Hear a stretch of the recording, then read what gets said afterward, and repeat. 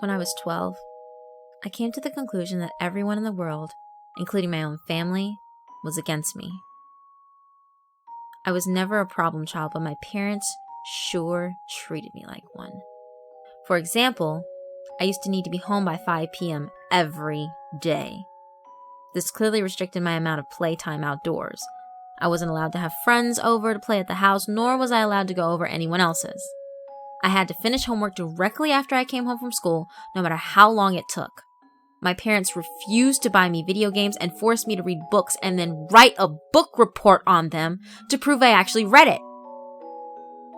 Now, even though those rules listed above were quite frustrating to me as a child, they aren't what upset me most. What really hurt me was the lack of compassion on behalf of my parents. My mother was a bitter woman who always made me feel guilty of accidents or mistakes I've made. My father only knew one emotion: frustration. The only time he spoke to me was when he screamed at me for receiving poor test scores or beat me for misbehaving. But enough about them. Let's talk about my school's psychologist.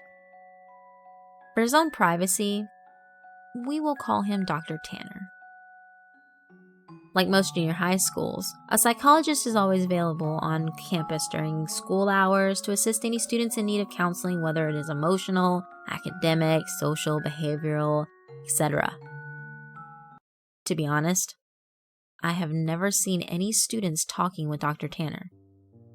Every day, I would walk past his office on my way to the cafeteria and peek through his door's little window. He would always be alone in there, working on some paperwork. I guessed that most kids were too afraid to speak about their problems to an adult who was practically a stranger. For this reason, it took me 3 weeks to muster enough courage to go into his office. March 2nd, 1993 was the day I decided to voice my troubles to Dr. Tanner.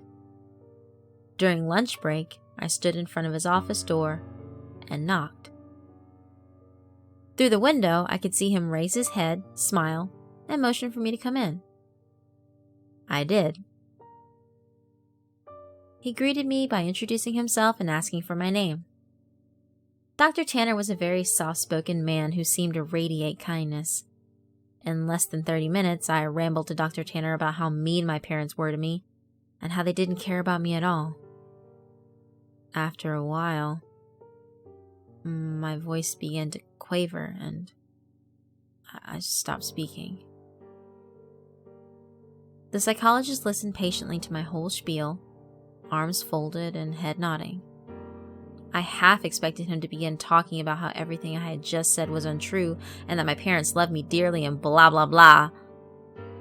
But he didn't. Dr. Tanner leaned towards me with a grin on his face and said, "You know, I am the best school psychologist in the world.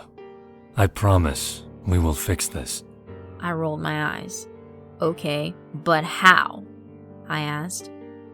"I have my ways. I'm a man of my word. I promise that within just 1 month, the relationship between you and your parents will change for the better. Forever." After a brief pause, he continued.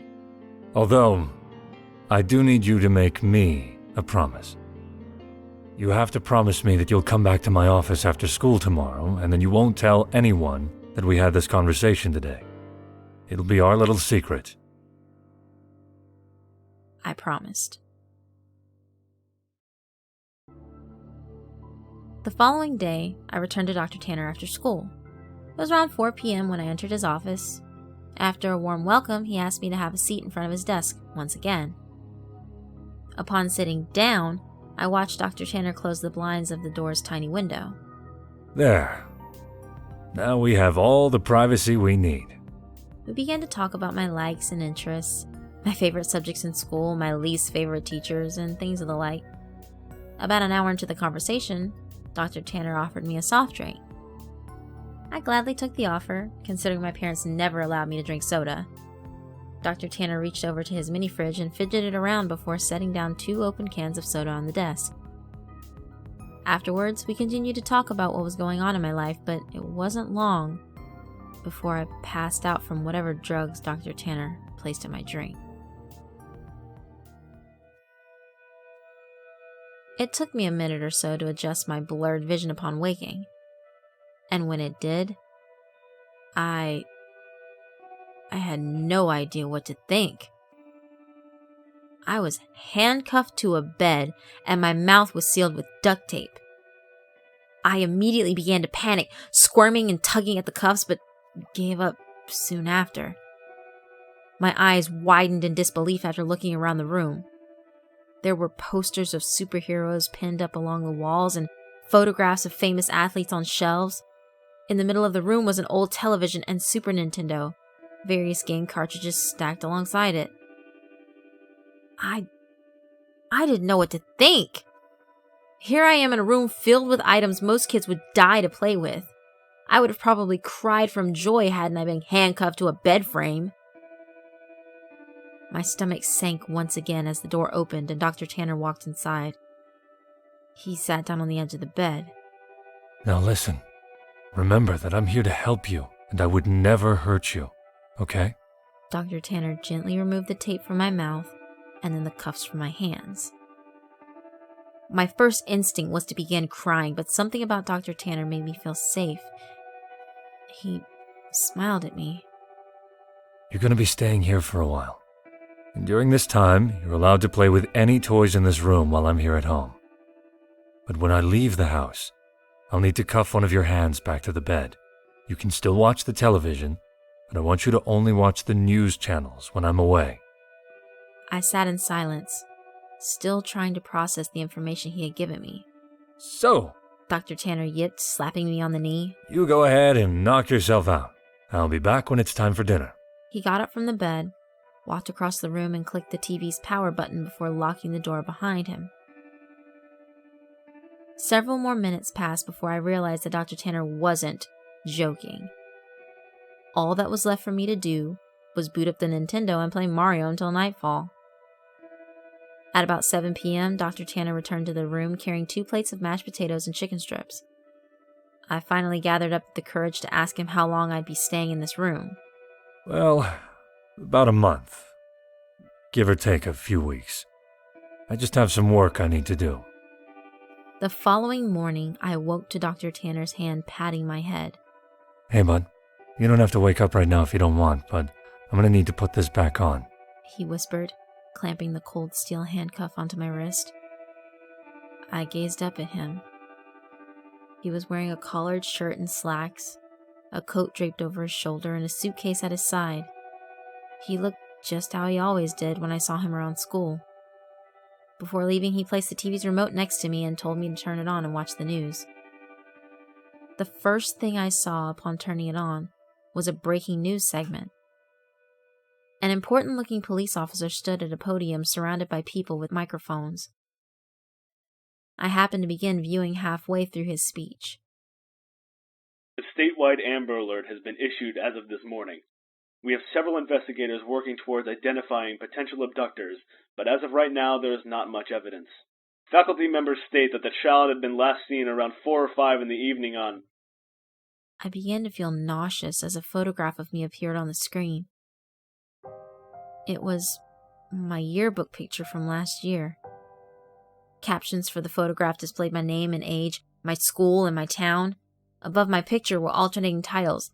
FBI begins search for child, and kidnapping suspect unknown, and potential runaway. The live footage continued, and 2 figures I soon recognized as my mom and dad stepped up to the podium. Both appeared to have reddened eyes. Tears streamed down my mother's face as she took hold of a microphone. I'd never seen so much emotion come from my mother before as she wept on live television, stuttering on sentences such as, "Please return my baby back to me," and "I'm so sorry," and "Please come home to us." When my father took the microphone, I nearly expected his attitude to be stone cold, but he, too, had tears in his eyes. He pleaded to the world to bring his daughter home safely, and lastly begged for my forgiveness. I know I haven't been the best father, but God damn it, do I wish I had been now. Please bring my child back. I turned the power off shortly after. My emotions were mixed, for I had never once seen my father cry. I felt miserable that my parents were being put through so much, but at the same time, I felt relief. I now know how much Mom and Dad love me. Nearly 4 weeks have passed, and Dr. Tanner has been treating me with the utmost respect. He leaves me in the morning cuffed to the bed frame, but returns in the afternoon to eat lunch and dinner with me, talk, and play games. I never would have guessed how good Dr. Tanner was at Monopoly and Scrabble. But one morning when Dr. Tanner woke me before heading off to work, I noticed a stern look on his face. I also realized that it was 3 hours earlier than when he usually wakes me up. You need to watch the news today, no exceptions. I want you to keep the television on all day and pay close attention to it, he stated grimly. I, of course, complied and watched him exit the room. About 2 hours later, a breaking news segment interrupted the toothpaste commercial I was watching. The title, Human Remnants Found.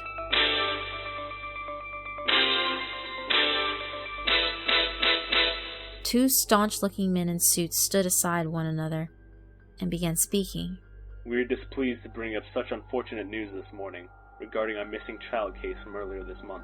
One of the men bowed his head while the one speaking shuffled through some papers. He continued. Remains of a body have been found in a garbage bag beneath a highway overpass. The body appears to be that of a child, although not much of it is left. The body has been decapitated and much has been burnt to ash and bone. The screen shifted over to a helicopter view of the freeway. Dozens of police cars gathered near the bottom of a tall overpass. The man's voice could still be heard. Within the bag, police found a junior high school identification card labeled as such. The screen showed the school ID card I always kept in my backpack. The plastic was sort of melted away, but my photograph and name were intact. After the two men dismissed themselves, the camera panned over to my parents. They were sitting among reporters. My mother's face held a painful grimace, and my father sulked his head down at his knees. I shut the television off. Dr. Tanner returned home very late. He hurried into the room, unlocked my cuffs, and placed a bottle of fizzing water into my hand. He placed his hands onto my shoulders and smiled. I made you a promise, didn't I? I nodded, tears squeezing their way out of my eyes. You need to make me a promise again. He told me that I needed to drink all the water in the bottle. It would help me sleep. And that from here on, I am never to tell anyone that I ever met him. I promised. I told you I'm the best school psychologist in the world, didn't I? And he was right. I awoke later that night to find myself lying in the middle of a park, stars shining brilliantly across the night sky. I recognized the park. It wasn't too far from my school. A mile or so down the road, I saw my house. The lights were off inside, but I could make out my father sitting on the step leading to the front door. I hesitantly called out to him. He lifted his head slowly, but when he saw it was me, he sprang to his feet, ran towards me, arms open, yelling my name. My mother erupted from the house behind him. Dr. Tanner was right. Things have changed with my family and I.